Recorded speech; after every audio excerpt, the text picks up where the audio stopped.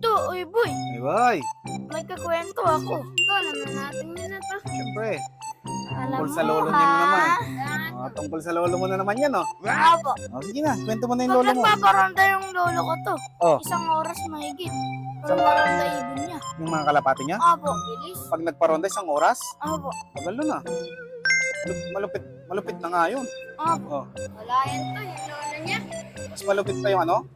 Malupit lolo ko sa kanya. Bakit anong meron sa lolo mo? 2 oras to, nagpaparonda. Yung mga kalapati ng lolo mo, 2 oras? Gumuronda? Apo, Panis yung lolo mo sa lolo niya. Pero mga boy, bakit to? walang mga binatbat yung mga ang kalapati ng lolo niya. Naman to. Mas malupit yung kalapati ng lolo ko, boy.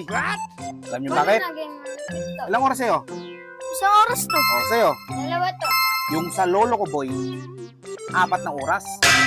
O, nagpapakawala yun alas 12 ng tanghali, boy. Apo, Lalabas yung ibon. O, 4 na oras, boy. Uuwi yun alas 4.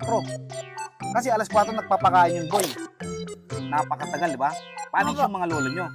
Pero boy, ito pinakamalupit. Ito pinakamalupit. Yung lolo ko nakakatipid sa patuka.